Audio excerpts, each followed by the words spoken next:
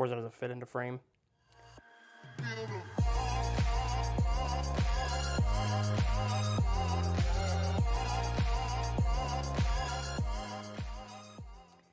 What's going on, guys? SargeantsTechTips. Welcome to another video on the channel. Now, in today's video, I'm going to be telling you how the Pixel Watch 3 is. For some reason, I recorded the video on, August 23rd of 2025, so it's been a minute. I honestly just completely forgot to record this video, if I'm being 100% honest, but as you can see, I am wearing the watch, and it's been working fine. In terms of usability, it's fine. It's great. It's an awesome watch. The battery life isn't terrible. The battery life lately has been kind of iffy, but I think that's just because I sleep with it, because I want to track my sleep, but it somehow still mostly tracks my sleep when it's not on, like in a deep sleep, because it's dead. It works pretty good. One thing I really do like about this watch is that it charges really fast, actually. Like, I'm actually beyond surprised on how fast this thing charges, and I think that's due to the charger, which I don't actually have here because it's on a stand, and the stand is stuck to my desk, so I don't want to move it, but I'll put a picture up on screen now of what it looks like. The stand is helpful. I can just throw my watch on it, I let it charge, but I've had this for more than a month. I was supposed to come back in a month, but I never did that because, I forgot, so that doesn't help. Now, as you can see, this video is portrait. The last video was vertical, but I think that was due to because I thought I was going to record a YouTube short, but it turns out you can only do up to like 3 minutes or something with YouTube Shorts, so it ended up being a full-fledged video. So technically it's a YouTube short, but it's not. But if you guys do actually want to check that video out, I will put a link up in the cards now. So, but yeah,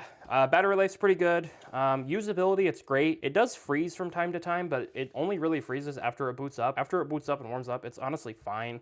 They did just release a bunch of new features, which is pretty cool. But if I get a message, I honestly wish I could show you, just because I don't really have like a spare phone and spare phone number to send, but there's new gestures where I can like use my fingers and stuff and use this to like dismiss notifications, and then I can use my fingers here. My hands are dirty because I was looking at my car, but I can use my fingers here to like kind of choose what message to send, which is super cool and super nice. It's a little interesting. If I can get like a video of it, me actually doing it, maybe I'll set up a fake phone number and stuff, which I could probably easily do. I'll do that so I can show you what the actual animation is. That didn't actually come out with the watch when I got it, so that's something new that was actually recent. It was a couple months ago, or I think it was actually this month. It was like the beginning of March. So yeah, awesome watch. Some other cool features is the box is actually recyclable, so that's pretty cool. If you guys actually watch my unboxing of it, you can actually just see it there. I got the other band in here. I was gonna buy a new band, but I don't know. I bought like a case as a spigging case, and I put the watch in the case and put it on my wrist. I didn't like it. I kind of like the feeling of the old watch, and I don't have it super tight. Like, I can get my thumb under there. I have it on the third ring because I noticed that doesn't hurt my wrist. It does leave marks, but it doesn't hurt my wrist, so there is that.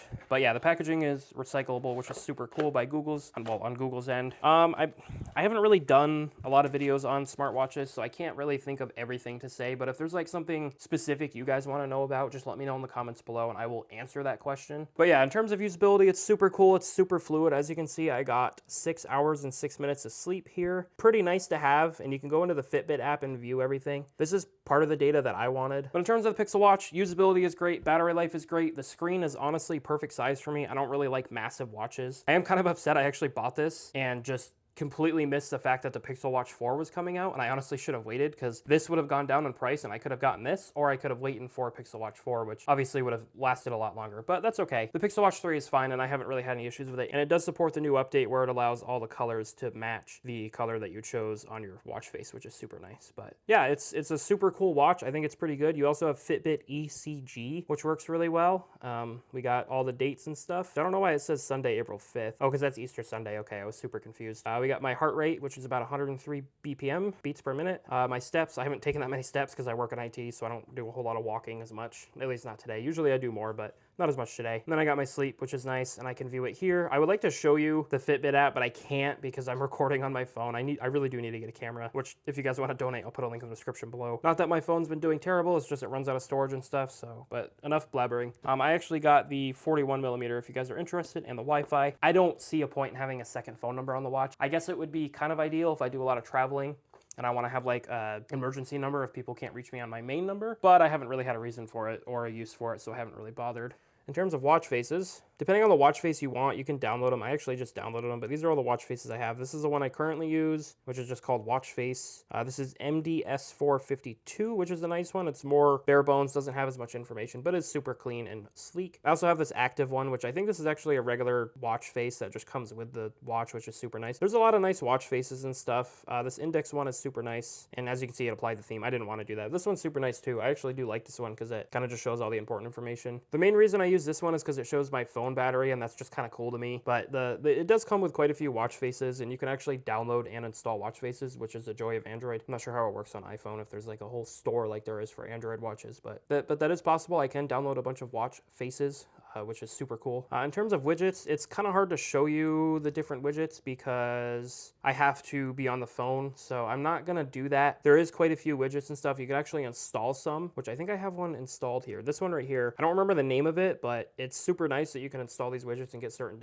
data that you want. Like I can see the wind is moving about 9.5 miles per hour. It's about 60 degrees outside. Really quick, I did just pull up some information on the Pixel Watch. This watch did actually come out in 2024 on September 10th. It's got a 1.4-inch screen. It's 456 by 456 pixels. It's got about 2 gigs of RAM and a 420 milliamp hour battery, which pretty decent. It's not the worst battery. As I said earlier in the video, it works fine. I don't really have too many issues with it. It does have Android Wear OS, which is obviously just kind of common sense. Apparently it does have 32 gigs of storage, which is eMMC, which I didn't actually know that, which is super interesting. So the chipset is actually a Qualcomm SW5100 for you guys wondering. The protection is Corning Gorilla Glass 5. Haven't had any issues with the screen. I actually did put a screen protector on it, which you can see. That's the fault of the case, not the screen protector, but it did lift up and let a little bit of dust in there, but I haven't noticed it, so I haven't really bothered fixing it. And if you guys are wondering what case I have on, this is actually from my original Pixel Watch, my first gen. I will put a link in the description because this case is actually awesome. It's protected my watch really well. In terms of waterproofing, it does have IP68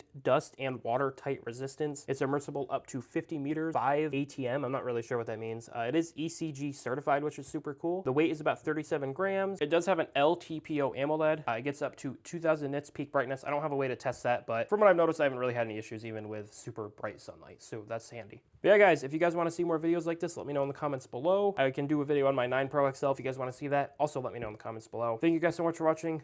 Like the video if you liked it.